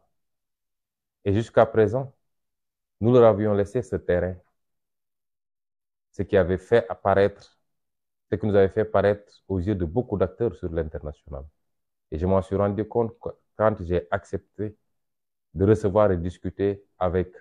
beaucoup d'émissaires de pays étrangers. Ce qui nous avait fait apparaître donc comme ce qu'ils ont décrit. Aujourd'hui, le monde a pu ouvrir les yeux subitement sur le Sénégal et a compris que ce monsieur qui faisait le tour du monde pour jouer au grand médiateur, qui voulait apparaître comme le grand timonier de l'Afrique, un dirigeant hors pair, d'un pays connu pour sa stabilité politique et sa démocratie, eh bien, le monde entier a découvert aujourd'hui qu'il n'en était absolument rien. Et cela est une grande victoire. Qu'il n'ait pas eu le courage de se prononcer et de s'adresser à son peuple après la tuerie sauvage de 29 jeunes Sénégalais, pour aller ensuite se promener en Ukraine et déposer des bougies, est symptomatique du mépris, du dédain que ce monsieur éprouve pour ce peuple qui lui a tout donné. Et c'est pourquoi je dis à ces jeunes,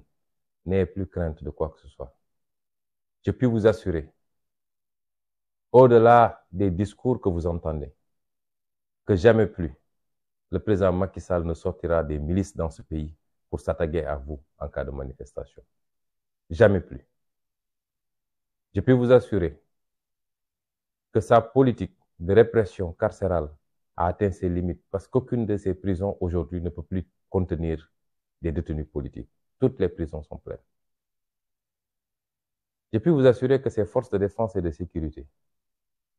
qui ces dernières années ont été complètement dévoyées de leur mission pour être au service exclusif de la répression politicienne de Macky Sall, ils regarderont à plusieurs reprises avant de réprimer sauvagement et de tirer à bout portant sur vous. La peur est dans l'autre camp. Et ce qui en atteste, c'est que depuis quelque temps, même en pleine fête de Tabaski, Il n'y a qu'un mot dans leur bouche et dans leur discours, c'est CPI. Parce qu'ils ont peur. Ils savent très bien la portée de cette plainte extrêmement bien faite, extrêmement détaillée et documentée. Ils savent la portée de cette plainte sur leur avenir. Ils savent très bien qu'ils ont été découverts, mis à nu, par rapport aux actes criminels qu'ils ont posés sur un peuple désarmé. Ils savent très bien qu'au-delà de l'image internationale désastreuse à laquelle qu'ils renvoient aujourd'hui à la communauté internationale, que ces procédures devant des juridictions internationales ou étrangères, parce que ça ne se limite pas à la CPI, que ces procédures iront à leur terme, s'il plaît à Dieu. Et c'est pourquoi il ne faut pas avoir peur. Nous devons continuer et finir ce combat. Chers compatriotes, le président de la République ou le président de l'Alliance pour la République a décidé de s'adresser à vous demain. Je veux vous prévenir, puisque nous avons une certaine classe politique qui pense que les méthodes politiques des années 80, 90 et même 2000 sont encore valables aujourd'hui, en 2023. Ils n'ont pas compris que le peuple sénégalais est un peuple lucide, mature, que personne ne peut manipuler aujourd'hui. Les deals et les combinaisons politiques d'une certaine classe politique, pour ne pas me répéter, qui après s'être retrouvés en sourdine et en coulisses pour élaborer des schémas qui tournent tous autour d'un seul impératif, c'est-à-dire comment invalider la candidature de Ousmane Sonko. Cette même classe politique, appuyée par une certaine société civile, s'est retrouvée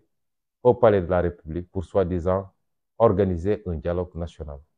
dont le seul objectif, c'était comment faire pour écarter le président Ousmane Sonko de la course à la présidentielle de 2024. Et ce qui va se passer les prochains jours n'est autre que la pose du dernier acte pour finir ce complot contre ma candidature. L'Assemblée nationale va être convoquée certainement en procédure d'urgence pour faire passer ces mesures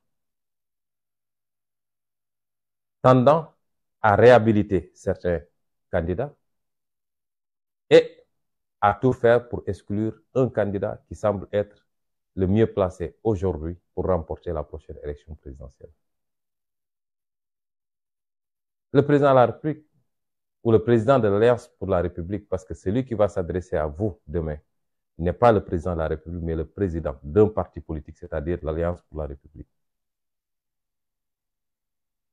Ce président de la République, adepte de la violence, qui n'a pas réussi à réunir des maires de son parti et à leur donner injonction d'aller former des milices pour s'attaquer aux populations civiles, ce qui est une honte dans une république, une déchéance même. Le président de la République va s'adresser à vous demain. Il n'y a que deux hypothèses. Soit il déclare ne pas être candidat, ou alors il déclare sa candidature. Je voudrais anticiper sur ces hypothèses, parce qu'il ne faut pas qu'on se laisse endormir. Je le dis et je le réitère, c'est le prolongement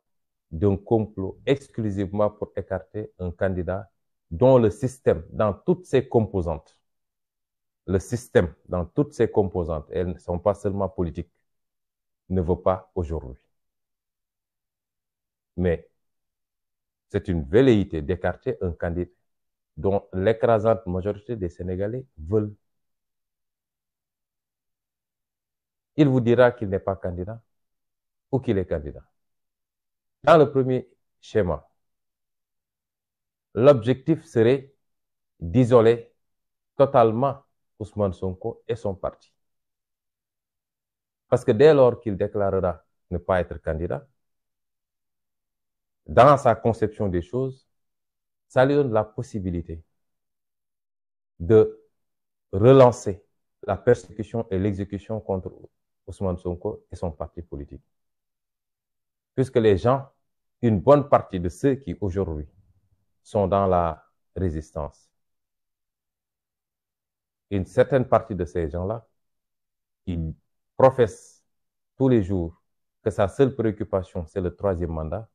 sortiraient immédiatement du combat de principe que nous sommes en train de mener. Et certains Sénégalais, et peut-être une partie de la communauté internationale, se dira que dès lors qu'il a renoncé à une troisième candidature, le reste, on peut laisser passer. Et c'est cela le but de la manœuvre. Et ça passera par la relance de la machine judiciaire contre ma personne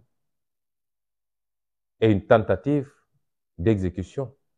physique sur ma liberté en tout cas et politique sur ma candidature. Je voudrais dire aux Sénégalais que cela n'est pas acceptable. On a tendance à dire que le peuple sénégalais jusqu'à présent n'a jamais choisi,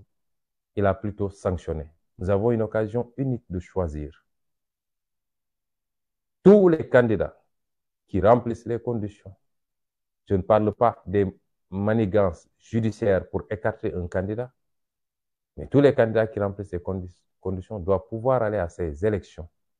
et laisser au peuple sénégalais et uniquement au peuple sénégalais le choix de choisir leur président de la République dans des conditions de paix, de stabilité, de transparence et de fair play pour tous les candidats. Et c'est pourquoi il n'est pas acceptable que toute cette machine soit mise en branle, que tous ces complots soient fomentés exclusivement pour écarter ma candidature. Quant à ma liberté, je voudrais rassurer tous les Sénégalais. Le président Macky Sall n'a aucune base légale pour m'arrêter et m'emprisonner. Il n'y en a pas. Ils ont prétendu avoir fait un jugement vicié de bout en bout, avec un juge complètement aplati qu'ils sont allés chercher à Oussouye, qui est apparenté à l'un des plus farouches faucons autour du président Macky Sall. Un juge qui, en l'espace de 2 mois, a été mêlé à 2 de mes dossiers, avec des positions que tout le monde connaît. Dans le premier dossier en diffamation, il était le seul parmi les 3 juges à réclamer une peine d'emprisonnement ferme. Et on revient 1 mois plus tard pour le nommer président de la composition qui devait juger l'autre dossier. Le monde entier sait que c'est une parodie de justice, qu'il n'en a absolument été rien d'un jugement digne de ce nom. Ils sont allés chercher d'Oussouye à 3 mois de ce procès. Et ce juge et une de ses assesseurs que nous connaissons bien, complètement à la solde du régime,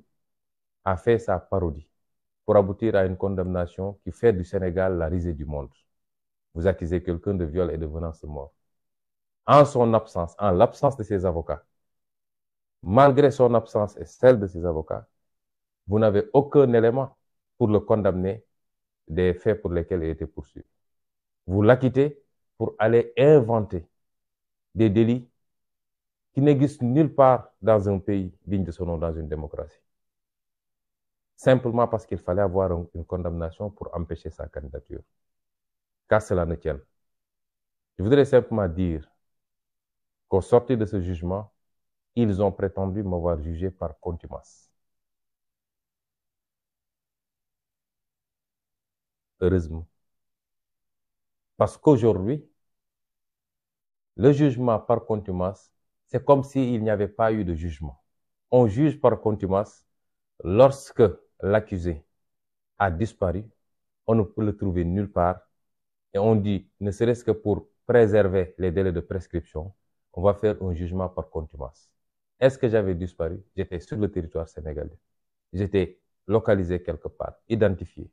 Je sortais faire mes déclarations. Je n'ai pas reçu de convocation. Je n'ai reçu aucune convocation pour venir répondre à un procès. Mais qu'à cela tienne toujours, qu'à cela ne tienne, Quand vous jugez par contumace, la loi a dit, et je vais vous lire textuellement ce que l'article 341 du Code de procédure pénale a dit. Je veux qu'on m'écoute bien. Si les accusés jugés par contumace se constituent ou s'ils viennent à être arrêtés avant les délais de prescription, s'ils se constituent, j'ai la possibilité à tout moment de dire je me constitue. Ou si eux, ils prennent l'initiative de dire qu'ils viennent m'arrêter, ce qui est probablement ce qu'ils projettent après sa déclaration de demain. La loi dit, dans ces deux cas, l'arrêt de condamnation est anéanti de plein droit. Et il est procédé à nouveau dans les formes ordinaires, à moins que le contumax déclare expressément, dans un délai de 10 jours, acquiescer la condamnation. L'arrêt de condamnation est anéanti de plein droit. Ça veut dire que si je me constitue demain, ou si ils prennent l'initiative de venir m'arrêter, s'ils m'arrêtent à 8 heures, ils doivent me libérer à 10 heures. Parce que l'arrêt est anéanti. Il n'y a pas de condamnation. Vous ne pouvez pas retenir quelqu'un qui n'est pas condamné. La peine est anéantie. Vous ne pouvez pas retenir quelqu'un s'il n'y a pas de peine. Immédiatement, ils doivent procéder à ma libération. Et ceci est d'autant plus vrai que quand les dispositions de l'article 341 renvoient en disant qu'il doit être procédé dans les formes ordinaires, l'arrêt et tous les actes qui tournent autour de l'arrêt ayant été anéantis, cela veut dire que on revient à la situation ante à partir du moment où l'ordonnance de renvoi a été faite. On est dans cette situation-là. J'ai été placé sous contrôle judiciaire. Personne aujourd'hui ne peut révoquer ce contrôle judiciaire parce que le juge d'instruction qui m'a placé sous contrôle judiciaire est désormais dessaisi du dossier dès lors que le renvoi a été prononcé. Le procureur n'est pas habilité à prononcer un mandat d'arrêt et le président du tribunal est le seul habilité à le prononcer, mais seulement lorsque le procès et la date du procès est retenue et 3 jours avant le procès, si je me présente à l'audience, il a le droit de dire est-ce que je le laisse comparaître libre ou alors est-ce qu'on le retient le temps du procès. Dans toute autre situation, je répète ce que j'ai à dire. Le président Macky Sall, puisque c'est lui qui actionne le procureur, si aujourd'hui on se lève pour dire qu'on arrête Ousmane Sonko, il ne faut pas que les gens pensent que c'est le procureur. Non, c'est le président Macky Sall lui-même qui aura décidé de procéder à l'arrestation d'Ousmane Sonko. Je dis aux Sénégalais que s'il m'arrête à 8 heures, maximum à 10 heures, je dois revenir chez moi. Dans toute autre situation, on serait dans une détention arbitraire, comme ils ont l'habitude d'essayer de le faire depuis mars 2021, le 3 mars 2021, lorsqu'ils m'ont illégalement arrêté sur la route du tribunal. Et dans ces schémas-là, j'appelle tout le peuple sénégalais à se lever comme un seul homme et à sortir massivement au nom du droit à la résistance que j'ai toujours invoqué dans mes propos. J'appelle tout le peuple sénégalais, dans toutes ses composantes, à se lever massivement, à sortir. Et cette fois-ci, à en finir avec ce régime criminel qui ne respecte absolument ni la loi ni le droit, qui piétine les institutions et qui n'attend que pour le dessein de son tenant, qui est le président Macky Sall. L'autre schéma, c'est que le président Macky Sall déclare sa candidature, ce qui ouvrirait un front apparemment plus vaste, puisque de l'avis de certains,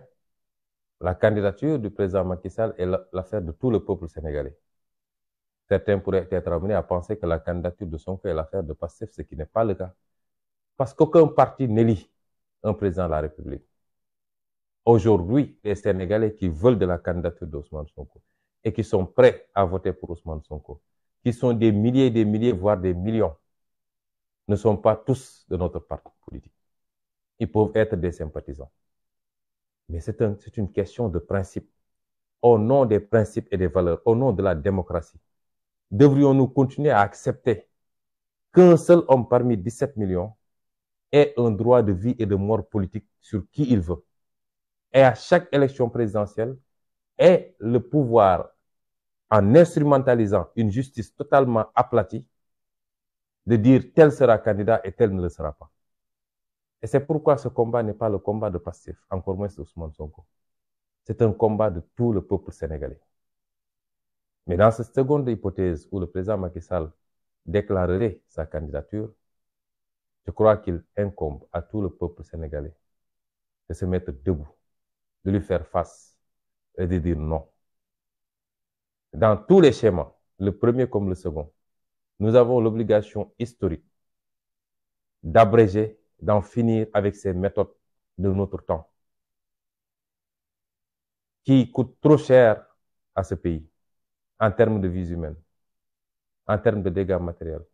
en termes d'atteinte à l'intégrité physique de jeunes Sénégalais à la fleur de l'âge. Nous ne devons plus accepter cela. Et c'est pourquoi, si on doit mener un combat, il faut qu'il soit définitif cette fois-ci. J'en appelle donc à un sursaut national. Si je pouvais avoir un terme plus fort que le gatsa gatsa, je l'aurais utilisé en ces circonstances. Les jours et les semaines à venir seront cruciaux pour notre avenir. Il ne dépend que de nous, soit d'affronter notre destin, ou de baisser les bras et de laisser Macky Sall et son clan dérouler selon leur plan machiavélique. J'appelle le peuple sénégalais encore une fois à se mettre debout pour dire non. Et j'en profiterai pour lancer un certain nombre d'appels. Je lancerai d'abord un appel à notre armée, notre vaillante armée nationale. S'il y a un corps qui fait l'unanimité dans ce pays, c'est l'armée nationale sénégalaise. S'il y a un corps qui n'est jamais contesté ni critiqué, c'est l'armée nationale sénégalaise. Ceci est le fruit d'une tradition, d'une attitude, d'un comportement,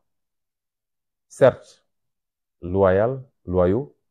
mais fondamentalement républicain. L'armée nationale a toujours été du côté du peuple sénégalais. C'est pourquoi le peuple sénégalais est fier de son armée.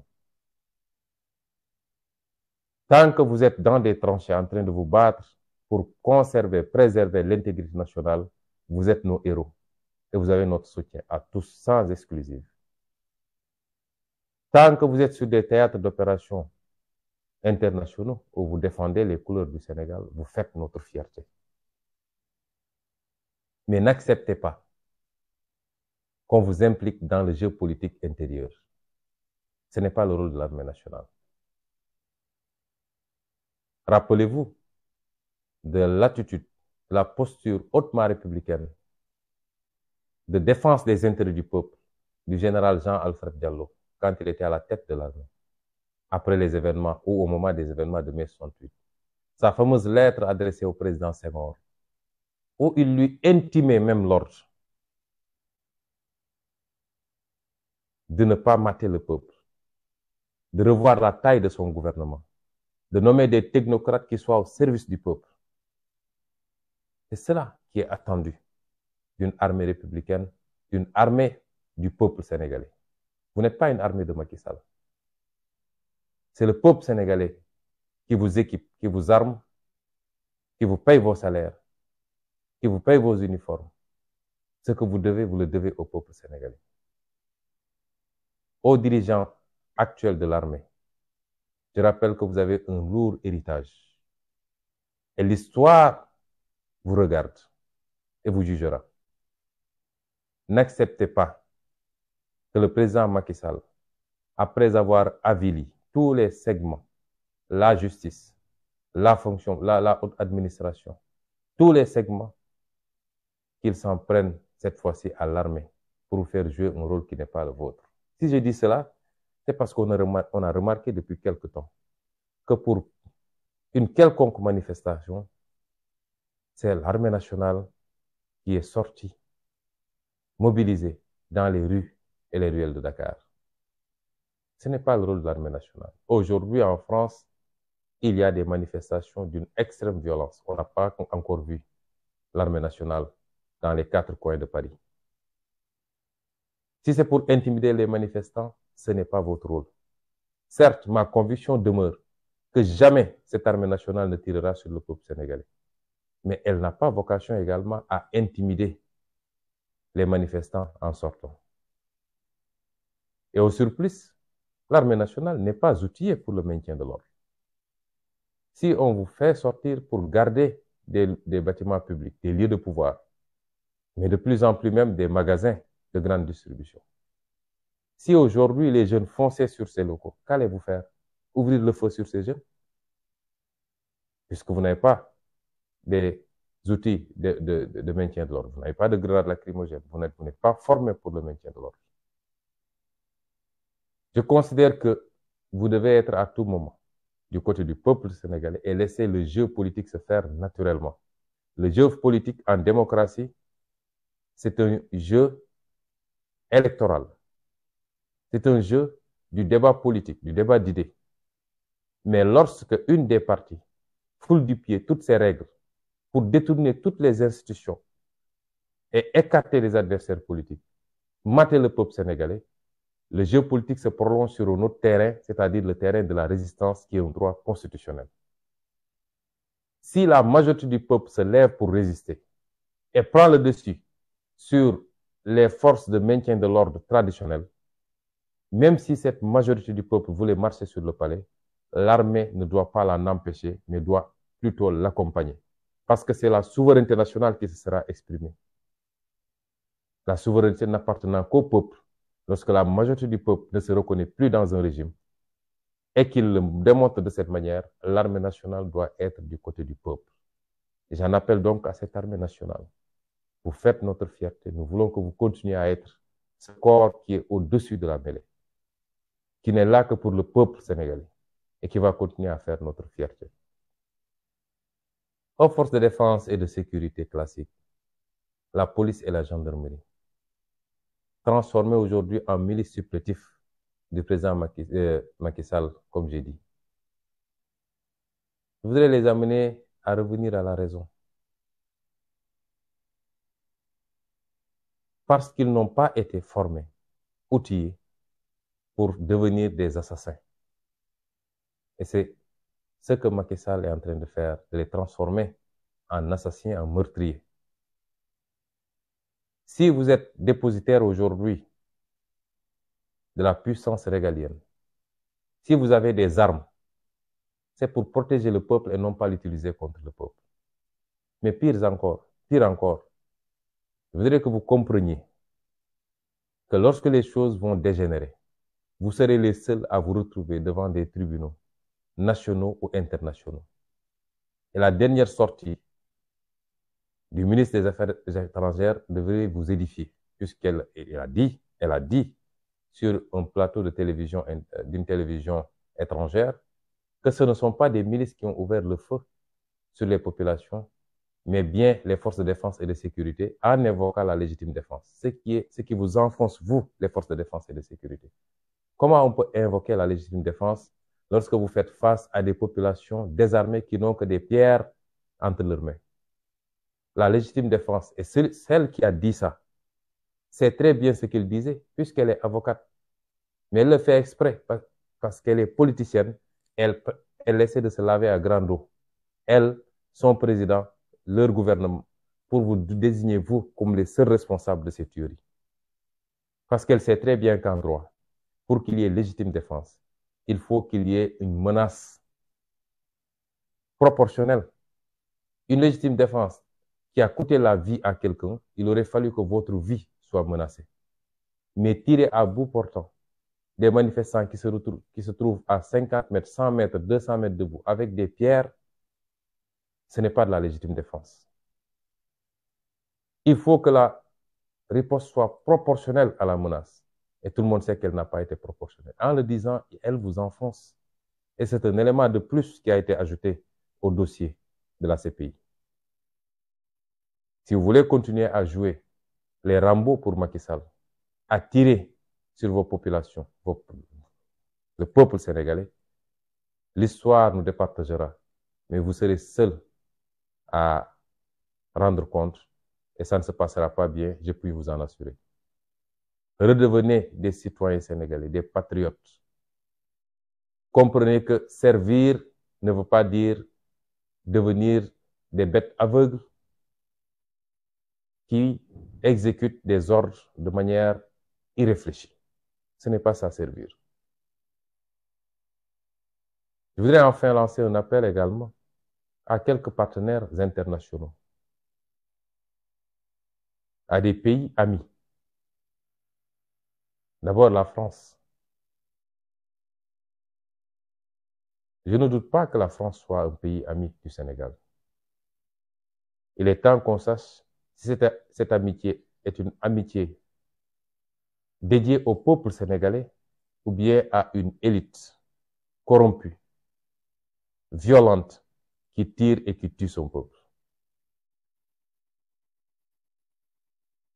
Oui, autant nous saluons l'attitude extrêmement professionnelle des médias français qui, lors des derniers événements, ont pu permettre au monde entier de voir ce qui s'est passé au Sénégal, là où les médias sénégalais n'osaient plus le faire ou ne voulaient plus le faire. Puisque ceux qui le font sont persécutés, leur signal est coupé pour un mois. Et d'autres refusent de le faire parce ils veulent simplement jouer le jeu de ce pouvoir à l'agonie. Les médias internationaux de manière générale, et particulièrement les médias français, ont été d'un professionnalisme qu'il faut saluer. Oui, quand les choses sont faites correctement, il faut le dire. Ce n'est pas une faveur qui nous est faite. Ils ont fait leur travail, c'est-à-dire informer juste et vrai. Ces médias français sont allés jusqu'à mettre à nu les mensonges et les manipulations du gouvernement sénégalais sur l'existence de milices aux côtés des forces de défense et de sécurité. Nous vous en félicitons. Autant nous apprécions cela. Autant nous respectons le communiqué du gouvernement français qui semble refléter la nouvelle doctrine française de neutralité, signifiant que le gouvernement français ne soutient ni le pouvoir ni l'opposition, mais se donne le droit d'être en contact avec tout le monde et de discuter avec tout le monde. Mais autant nous espérons que tout cela ne cache pas un double langage. Et pour cela, je souhaiterais demander au gouvernement français d'arrêter de collaborer militairement, policièrement et en tout autre terme de ce genre avec le gouvernement sénégalais pour les 7 prochains mois. Oui, tous les pays ont le droit d'entretenir des relations de coopération sur les questions de sécurité, de maintien de l'ordre. Et tous les pays ont le droit d'approvisionner ou de s'approvisionner en matière de matériel de gestion de l'ordre public. Mais lorsqu'un régime vire à la tyrannie, à la dictature, lorsqu'un régime tue et tire sur sa population, aucune démocratie digne de ce nom ne doit se permettre d'équiper ce régime, de l'approvisionner et de lui fournir les moyens de ses crimes. Et c'est pourquoi nous voudrions demander à la France, pour les 7 mois qui nous séparent de cette élection présidentielle, de s'abstenir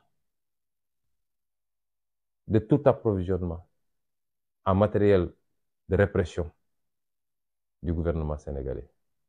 de s'abstenir d'envoyer des conseillers militaires, policiers ou gendarmes, particulièrement, aux côtés du général Moussa Fall ou du commissaire Yag, qui sont les exécutants froids de cette besogne, de cette base besogne de Macky Sall consistant à terroriser ces populations. Nous en appelons à la sagesse de la France, si tant est qu'elle soit, qu'elle est, qu'elle demeure encore cette amie du peuple sénégalais. Nous en profitons pour inviter le gouvernement français a resté à l'écoute, a essayé de colmater ces fissures qui tendent à devenir des fractures très profondes, des fissures sociales constatées au niveau de la nation française. De ne pas suivre les sirènes des va-t-en-guerre qui conseillent la répression aveugle. Ce n'est pas la solution. D'être à l'écoute, de discuter. Je voudrais également lancer un appel à un pays nouvellement ami depuis l'arrivée de Macky Sall avec le Sénégal, qui est la Turquie. Puisque l'essentiel du dispositif de répression actuellement au Sénégal, les engins roulants lourds, les grenades lacrymogènes, etc., l'essentiel de ce matériel provient de ce pays qui est la Turquie. Je voudrais inviter le président Erdogan à cesser tout approvisionnement en matériel similaire jusqu'à ce que le pays traverse cette zone de turbulence. Autrement, il se serait constitué complice des agissements du président Macky Sall parce qu'il aura fourni les éléments de répression. Il aura fourni les armes qui ont permis de tirer sur le peuple sénégalais. Nous tenons à garder ces relations d'amitié, de cordialité avec tous les partenaires du Sénégal. Et nous invitons tous ces partenaires du Sénégal à accompagner le peuple sénégalais et non pas une poignée de dirigeants assoiffés de pouvoir et de sang.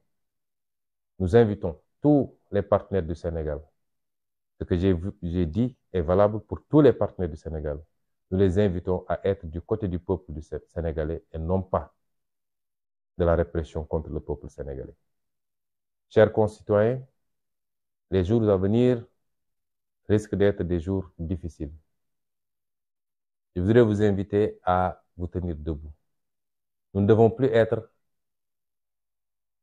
dans des postures défensives parce que jusqu'à présent,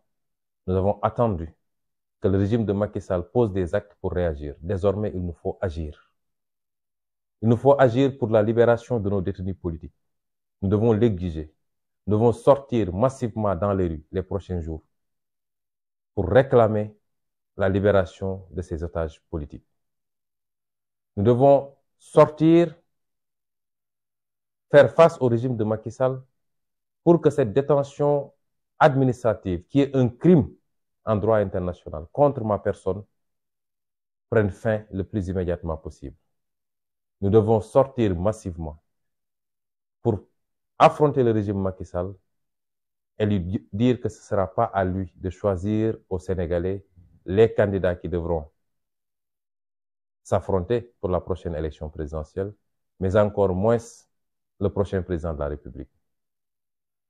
Nous avons autant de raisons de faire face à ce régime agonisant. Et c'est pourquoi je vous demande, ne serait-ce que pour la mémoire de ces dizaines de jeunes, on en a une cinquantaine qui sont décédés aussi aujourd'hui, ne serait-ce que pour la mémoire de ces jeunes, nous n'avons plus le droit de baisser les bras. Je vous invite, pour notre intérêt, pour notre destin commun, pour l'intérêt de nos enfants et de nos petits-enfants, à ne pas baisser les bras et à rester debout pour terminer ce combat. Je vous remercie.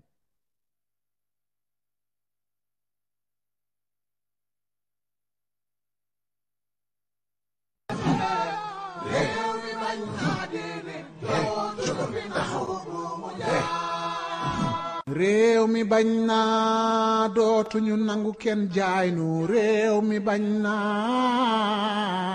déet réew mi bañ naa déedéet dootuñu fi nangu buumu jaam réew mi bañ naa dootuñu nangu kenn noot ñu réew mi bañ naa déet réew mi bañ naa déedéet dootuñu fi nangu buumu jaam réew mi bañ naa dootuñu nangu kenn jaay nu réew mi bañ naa déet réew mi bañ naa déedéet dootuñu fi nangu buumu jaam réew mi bañ naa dootuñu nangu kenn noot ñu réew mi bañ naa